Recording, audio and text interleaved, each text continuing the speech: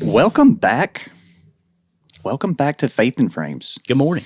Good morning, good afternoon. Wherever you are in life. Wherever you are, listen, speaking of life and where you are or are not, I'm normally not one to do this because singing's hard. Oh, no. Singing's hard. I think I know where you're going with this. I like to sing. I love to sing. Yeah. Singing's hard. Do you love singing about your country, Jared? That's actually Here in the good old U.S. of A.? That's a difficult song. It's a difficult song for multiple reasons. A, it's been sang probably, I won't even throw a B out there, probably billions of times at this point. That. We're talking about the national anthem, So, folks, you've heard billions of versions of it. Billions and billions. And I think the trap that a lot of people fall into is trying to make it unique to them. Oof. Like there's something to be said for, doing it as Francis Scott Key wrote it, essentially. Yeah. That melody, not wavering. There's also... And you got the Fergies of the world. Got the Fergies of the world. I'll say this, still to this day, I think the best that I have heard, at least in recent memory. Chris Stapleton. Dude. Here's the funny part. It was on Facebook. I don't like baseball that great. Yeah. So I wasn't watching. But I took to Facebook, and I saw, well, actually the person misspelled it. They said the worst, W-O-R-S-E. It was certainly worse than many. They meant to say worst. Yeah, it was the worst and the worst. I don't know if it was the worst I've heard. It's pretty bad. In recent memory, it was bad. And I feel Ingrid. bad. I feel bad, ashamed, and embarrassed all for her at the same time. And it's not that you were pitchy. Or that you hit a sour note or seven. Right. That's not what's bad. It was the arrangement of up and down on I've never You're talking about the Ingrid girl, right? Yes. Yeah, I've never heard anybody say the word free with that arrangement like she did. I mean, I guess there's something to be said for inflections, like you said, making it your own style. In her defense, if this can be defensible, she did issue a formal apology. Yeah. And no different than many others before her have said, guys, I was drunk. I'm sorry. Well, and I saw too. Not that that's an excuse, but she gave a formal apology and came clean and was honest about it. So I'll give her that. She was honest. I didn't know the girl beforehand, but never heard of her. Since she's evidently been nominated for several Grammys. Could have fooled me. She's a pretty good singer. Could have fooled me. Here's the thing, though. If that's true and she was drunk, I also saw where she stated she was checking herself into some sort of facility to get help. Yep. I hope she gets her help. Good for her. That's good. Little claps for that. Because if you're a Grammy-nominated artist, you're probably pretty good. Yeah. So and that's maybe you just do not have a a problem. day. And if you've noticed, if you've admitted you've got a problem, good on you. Props to her. That's literally step one to props to her. Fixing and getting help. Yep. So, yeah, not a good national anthem. Feel bad and sorry for her. Hope she gets the help that she needs. Agreed. Also on Facebook, I saw, and this is kind of what prompted what we want to chat about today. I saw someone in some photography group that I'm in on Facebook, which I'm in a lot, but I saw the question of basically they were comparing, or they were needing an answer. They were like, look, do I need a 35 millimeter lens or do I need an 85 millimeter lens? Right. And short answer, yes. Yeah, so that's it's almost like an apples and orange situation. Yes, they're both lenses. Question. We're going to talk about basically the overarching theme is things to consider when choosing your next lens. Specifically, we'll kind of relate it to portraits. Yeah. But it's not a A is the answer situation. I think it's an impossible question, but I'm going to tell you folks something that's not impossible. And that is the fact that this caffeine addict, over the course of the past 30 to 45 days, has been able to cut his caffeine consumption in half, thanks to the sponsor of today's episode, Magic Mind. My coffee. As you drink your coffee. Here's the cool thing, Jared, with Magic Mind. They are not a caffeine replacement, nor do they want you to stop your daily routine. They are simply a supplement with their mental performance shot. Magic Mind has reached out, gave us a 30-day challenge, and I willingly took the challenge to reduce my caffeine consumption.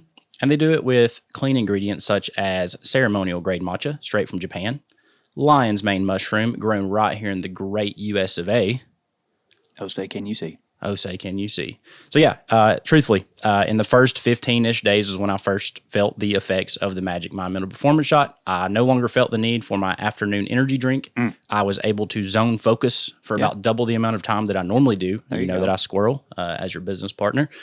So yeah, Magic Mind, I want to thank you for sponsoring today's episode. Folks, if you would like to try Magic Mind for yourself, go down to the link in the description below. Use code MotionCreative20 for up to 40% off your first order from Magic Mind. Nice. Magic Mind, thank you for sponsoring this episode. Jared, meat and taters. Get us to the meat and taters. We're talking focal lengths and portraits today. Focal lengths and portraits, specifically lenses. Again, there's not. I think the danger is anyone who would tell you blank is the answer to all your photography needs regarding a lens or a focal length. I just don't. I don't buy that. You need to take those people to the end of the ship and kill haul them. If you don't know what kill hauling is, look it up. I don't know what that is. I know what a mutiny is, but I mean, look up kill walk hauling. the plank, whatever. Anyways, yeah, I don't think there is not a singular answer to that common question. So things to consider. First off, I think you've got to, if you're looking at maybe buying a new lens, maybe you bought a camera. Most of them come with the kit lens. They do. Right? And you're going to quickly learn the limitations of a kit lens. You're ready to graduate. Ready to graduate. You're like, okay, what do I want to get? I've got a little bit of money set aside. I need to buy a lens. What do I need to do? So a couple things to consider. First off, I think one of the biggest things to consider is your camera full frame or is it APS-C? Ooh, very, very good thought there, Captain. Well, because there's math involved, right? Why does it make a difference? Well, first off. So specifically with 35 millimeter, we'll start with that lens. If you have a full frame camera, which full frame, for those who don't know, is compared to traditional 35 millimeter cameras. That's what's considered, film cameras. That's what's considered your old full Kodak frame. film that your grandparents and your parents shot. That was 35 millimeter. 35 millimeter. So it's film. that same focal length, the 35 millimeter lens. Well, same sensor size. The film was your sensor, essentially. So 35, maybe we should change that up. So 85 millimeters, all right, on a full frame camera, you're going to have 85 millimeter field of view. Right. Basically, this is your field of view at 85 millimeters. Now, if you take an APS-C camera and you set it right beside, and the sensor on an APS-C is smaller sensor size. If you set it right beside a full frame with the exact same 85 millimeter lens, you're not going to have the same image. It's going to zoom in essentially, because the sensor size is smaller. Crops in on that plane. And manufacturers are different, but like it essentially ranges. The math is like a 1.5 times to a 1.7 times ish crop. So if you're on an 85, your 85 millimeter sensor on a crop sensor is going to be closer to like a 120 ish. Yeah, 120. So you kind of need to think of that because that may become a limitation based upon what you shoot. Now, like if you have found your way into like say in-house newborn photography, 85 in people's homes, that may become way too limiting because you're essentially 120 mil. Yeah, could be a little tight. So maybe you don't. You're standing in the front yard to shoot them in the living room, basically. Essentially, yeah. And so it depends on, to me, I think first is like, okay, do I have a full frame camera? Yeah. Or do I have an APS-C? I think that matters a lot. It does. Absolutely. I think that matters a lot when choosing your next lens. I didn't realize that when I bought my first camera. It was an APS-C, and so I was thinking 50 was 50, 35 was 35, 105 was 105, and I just didn't know. I mean, technically it is. The lens... Right, the field of, the lens is still the same 50 millimeter lens. Yes, but the field of view I didn't understand. Right. It changes your photograph. Right, it does. Changes composition, everything. So that's something to consider. So like, if you have an APS-C camera, which I started out on an APS-C, they're generally cheaper with the exception of everybody but Fuji. Fuji only uses APS-C. I was going to say two of my favorite cameras in my arsenal are APS-C. So like generally they're cheaper with your Canons, your Sonys, your Nikons. Yeah. So like they are typically what people start out with. Yeah. You need to know that math in the sense of distance, right? Yeah. Or well, just field of view. Field of view. Yeah. That's where you need to decide like, okay, I have an APS-C camera.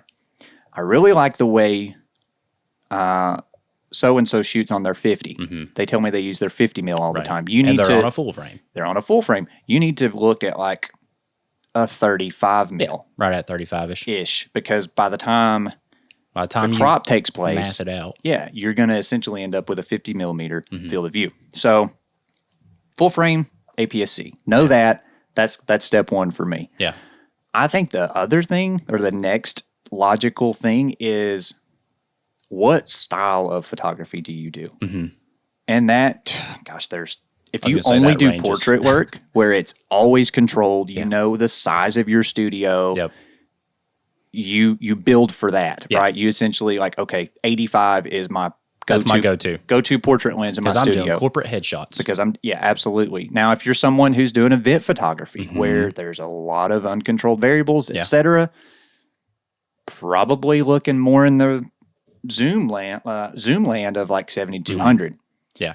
Probably not going to be shooting on a 24 mil a lot in event photography. No, not unless you've got a pretty specific purpose for it. And that's one thing that I've seen a lot at events lately. I think the run-of-the-mill event lens is typically a 70-200. Yeah. Every now and then I see people run around with some wides like a 16-35 or a 24-70, just again for creative purposes. Yeah. But typically your standard event coverage is about a 70-200. But yeah, if you're a studio photographer and you know that you love the way that 85 looks, you can build your studio around that. Yeah. I know actually 85 is pretty standard. It's very standard in studio, especially in headshots. Right, especially in headshots. It's a very flattering focal length as far as that goes. But yeah, if you're a family photographer and you are doing newborn sessions in the house, maybe a little too tight at that point in time, it's good to look at your different options like a 35. 35 would be very utilitarian in that sense. 50. I know me and you are both like 50 is my go-to. Like if I'm trapped on an island, I have one camera and one lens, that lens is going to be a 50.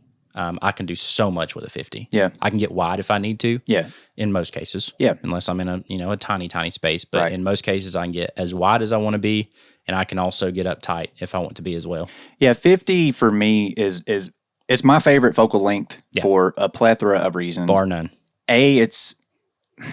There's argument between, most people actually say it's like 45 to 50, the human eye, right? What does the human eye see in regards to compression, field of view, et cetera? A lot of people land on 50 because that's the more natural way of looking at things. Like, and what I mean by that is like if you take a landscape photo at 16 mil, well, your eye didn't see it that way, but that image has a wow factor because of that focal length. Now, you shoot from the exact same spot at 200 mil. Yeah.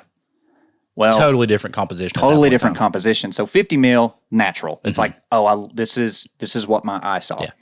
50 mil for me is like the perfect happy medium between wide enough, but also tight enough. And I think that kind of brings me into my next point of like, okay, in regards to style of photography, are you the person who likes to be up in everybody's Kool-Aid physically, right? Me. 24 to 35, that's great because you can get any shot basically with any lens. Yeah, with any lens. How far away right. do you want to be from your subject? Yeah. So like for instance, the lady was talking about 35 and 85. Yeah. One of the biggest problems with, in my opinion, especially with families, like when you're working with families where there's maybe kids involved, et cetera, interaction and instruction is going to be key. Right. To A, keeping people engaged, B, being efficient with time because they're doing what you ask them to do, et cetera. So physically, do you want to be yelling essentially through a megaphone to get a wide on an 85? Because you're going to be a long ways away to get a wide on an 85. Right. Versus 35, it's like, okay. Get a little closer. So it depends on how you like to shoot. How do you like to interact with your clients? For me, 50 is the happy medium. Yeah. 85, again, if you want any sort of a wide, you're gonna be back the heck up. You're gonna be way back. Back up the dump truck. Instruction may be difficult. There may be you may physically run into a situation where the client feels disconnected from you because you are having to shout the instruction to them. I think that's one thing that I appreciate about like Bonnie. We had her on a few episodes ago, and Bonnie, for her whole career, essentially, according to her, has shot on a 35. And after being on the receiving end of Bonnie's photography, I understand why she loves that. Bonnie is very interactive on a session. Yeah. She wants to be connected to you. She wants to communicate with you. You know, she wants to fix your hair, fix your wardrobe, whatever. Yeah. Bonnie is very hands-on in her sessions, Right. which I thought was cool. Yeah. Because I love seeing other photographers and how they operate in their sessions and in their styles. So I understand why Bonnie loves 35. For her, that is her happy medium. She can get up close to get some tight portraits of us, some detail shots, or if she wants to get wide, 35 is perfect for that. And she's not 6 miles away to get wide. So I again, just seeing other people's styles and how they operate during a session, it's pretty cool. It's pretty interesting to see why people land where they do on the focal length spectrum. Yeah. Well, so I will caution too. There's a bit of a caveat with regards to, so like let's take wedding photography for example. One of our first weddings that we videoed, the photographer exclusively used a 35 mil. I remember this. That's great for everything with the exception of the ceremony. Yes. In my opinion. Agreed. Because of that distance that you have to get. 35. That's too wide. 35 is pretty wide. Unless you're going to be in the ceremony with them. Well, them. to fill the frame, you've got to be pretty daggone close, right? And so it was really difficult from our perspective to find video compositions that didn't also include the back of the photographer's head because that photographer decided to shoot ceremony with only 35 mil. Hey, by the way, on that specific wedding note, shout out to the Carmleys. They share that video every single year as like a recap. I'm like, thank you guys. They rolled the dice. Yeah, they rolled the dice. That was the first wedding we ever shot. We were two idiots from 2.5 hours away. Yep. But yeah, shout out to the Carmleys. Yeah. Very Appreciate cool. that. Difficult. So like you need to think of like what you're shooting. Yeah. Because you truly can get any composition with any lens. Yes. Again, it matters how far away or how close you have to get. Yep. 35 mil in a ceremony, that's pretty intimate. You're going to be in the ceremony with them. You're pretty much going to be in the ceremony. You're probably going to be in the first kiss. Kind of brings me to the next point, though, because distance does matter, and you can get every shot with any lens with an asterisk. Say 16 mil. That's really wide. To get the same portrait of you that I would at 50 mil. You're in my nose. Must be way up in front of you. And so that brings in an issue of distortion and how physically optically things occur with lenses and cameras. 16 mil up close is going to exaggerate things. Yeah, it's going to warp. It's going to start to warp things. You're going to narrow the face first off. And if there's any sort of side, it's going to exaggerate facial features such as your nose, your ear. Like it's going to exaggerate those things. So that's kind of why, again, 50 is where I typically love to land naturally because pleasing. it does not distort features near as much. Right. And so that's something to also keep in mind. I was going to say that on the same token as 16 having that large amount of distortion up close. Yeah. I think again a flattering focal length like 85. It's going to widen the face a little bit. It's going to make the face start to flatten out some. Now, some people may not like that, but the longer you go on the focal length, the more that effect is going to occur. You're going to start widening the face. Yeah. Features are going to start sinking back a little bit, essentially. I think the easiest thing to do is maybe we need to find one of those carousels. Yeah, one of the GIFs or something. And stick it in here. Yeah, because that's true. That's a great example of like, yeah. This is how distortion works. Watch how his face is at 16 mil versus how it... Versus 135. 135, which is also another fun length, focal length. But, yeah, so, yes, you can get any composition, any portrait, any shot with any lens. Yeah. Just know that... Understand your distances. Understand those distances, and you're going to have some distortions. Yeah. So that's something to keep in mind. Yeah, and on that note, like with distances too, and this will kind of segue into the next point, because distance matters in any session that you're doing, whether you're doing portraits, weddings, heck, even street photography. Yep. The big goal with photography, whether you realize it or not, the big goal is we're trying to tell a story. Yeah. So with your focal lengths, every focal length is going to assist you or not assist you in telling the proper story. And what I mean by that is the context of the photo. So when it comes to context of photos, if I'm shooting your headshot, Jared, and you are the main focus of this headshot, I'm not really worried about the environment that you're in. In fact, you're probably trying to keep all the environment out. I may be trying to keep the environment out. Trying to simplify things, but I want to show a beautiful, flattering image of Jared Collins. That's going to be hard, but yes, absolutely. Well, focal length wise, though, I'm probably going to go a little tighter. I'm going to go on the 50 to 85, and I'm going to get pretty close so that I don't have to worry about the background. It's also why portraits are generally shot in portrait orientation. Portrait mode. We're not worried about the background at that point in time unless we want the background in context. So on the other end of that token, maybe, Jared, you just started your brand new goat milking farm. Wow. And we're specific. And we're doing a session on your goat milking farm. And not only do I want to shoot portraits of you, but in your portrait, I want a little more story in there. I want to show that we're on your farm. I want to show that you milk goats by hand every morning at 4:37 a.m. Wow.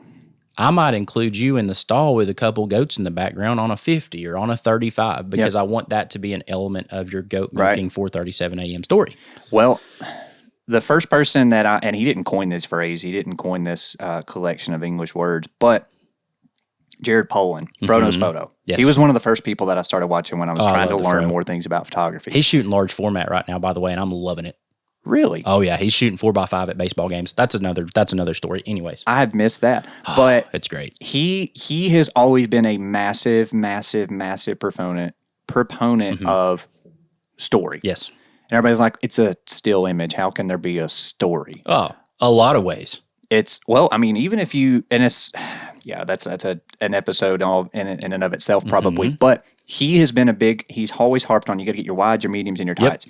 If you only ever include wides, you're going to lose your subject. A lot of context, but it's like you're going to lose your subject. You're missing details. Yeah. If you only ever include tights on the other end you have of no that, context. You're going to never have context. Right. Same kind of thing. You can kind of get by with only shooting mediums to a degree. That just gets boring. It does get boring. Yeah. So you've got to have your wides, your mediums, and your tights. And so what that means, if you're shooting on a 35 millimeter prime, you better be zooming with your feet. Yep. Better be stepping in, boo-boo. Stepping in and get some of those tights, some of those details, some of those intricate details, specifically in like a wedding, right? I think Melissa's good at this. Our friend Melissa Hankins, again, she was on that session that we did with Bonnie, the 70s shoot, and Melissa, I think, was also on a 35. That's their go-to. That's their go-to. But the thing that I noticed with Melissa too is she loves those detailed things. Like I had found this like antique topaz or whatever ring, and in the session, like I saw that in the final images, like she got the ring and I was like, oh, that's cool, because I spent dollars to go get that ring and she noticed it, right? So she's very good about that, even on a 35, like getting in and getting those tights. Speaking of tights, that's I didn't mean to mention this point, but you kind of sparked my interest there. I don't want a new photographer to like think, oh, if I get a tighter focal length, right, it's going to help with details, because they all have a minimum focus distance. They do. For instance, the 85 mil that I have in my backpack, it's probably like a 5 foot minimum focus distance. It is like 1 meter. Yeah, so that's what, 3 feet. So I don't want you to think like you're going to show the grain. lens that we're shooting you on right now literally is 5 feet. Yeah, that's so its like, minimum. I don't want you to think like, oh, I'm going to show like great detail of this otter box and show the texture. Yeah, because if you're 2 feet away from it, nothing's going to be in focus. It's not going to focus. So like, that's a good point. You need to be mindful of that. And so that's something. And every lens will tell you what its minimum focus distance is. Yeah. And the 35, most of your 35s, especially like your Sigma Arc lenses and stuff, they're pretty pretty minimal. So it's not macro. That's a totally different thing. But you can get pretty good details with it. Yeah. Good point. So that's something to just kind of keep in mind as well. Minimum focus distancing, my 70 to 200, same thing. It's like a 1.3 meter. So minimum. like 7 feet. Yeah. So like 7 feet away is the closest it can focus. Anything in front of it, like gonna be shorter than that, we're going to be soft. It's not physically able to. But to hey, get out of sharp. focus is in right now. Not for me. I don't like that fad, and I'm not a huge fan of the big motion blur situation. I kind of like slow shutter stuff. And again, in context, I like slow shutter. It's okay. It's okay. Not my thing. It depends on the image. Like if I see the image and again I understand the context of the image, I think it can be cool. We actually did a slow shutter experiment with Bonnie on our laundromat shoot, and I liked it. I was like, okay, this is cool. But yeah, so context of it, again, I'm using this session because it's the most fresh on my mind. Wides, mediums, tights. Wides, medium, tights. Bonnie specifically, her and Melissa, we understood through context of their imagery that we were inside of a laundromat. Yep. We also understood through the intimacy of some of their tights that me and Sarah are a married couple. Yeah. Who were getting our laundry done at the laundromat. Nice. And on the medium side, we had we've got our El Camino here. We're at the laundromat, and we're a couple that's totally in love here at the laundromat. So something that you'll also learn about yourself as a photographer, and it's taken me a while to learn it, but like you're going to naturally gravitate compositionally to generally one of those three. Yeah. For instance, I land on mediums that's naturally where I end up. I'm easily covering the mediums. Which means I have to be very mindful of that when trying to get my wides, mediums, tights. It's like I know I'm going to have plenty of mediums. I don't have to concentrate and have that in the forefront. But I do have to keep reminding myself, okay, let's get a wide or two. I've got to keep this set interesting. Let's get a tight because I'm covered on the wides now. I'm covered on the mediums, but I have very little details. So it's like that's something to keep in mind. Is like you're naturally going to be one of those people, and you may naturally be. You're more of a tight person. It's like you have to probably think of like, okay, I need to back out and get some wides because that context is important. So again, style of photography. What do you do? If you're just a studio portrait photographer, context isn't as big of a deal. Pretty cut and dry. Like you're going to choose one focal length that you're comfortable with, and you're going to rock it. Yeah. So context, that's important. The last thing, and it's an interesting argument because I've since had my eyes open to this. This one gets pretty weedy. Compression. Oof. You've heard the C word, not cinematic, but compression.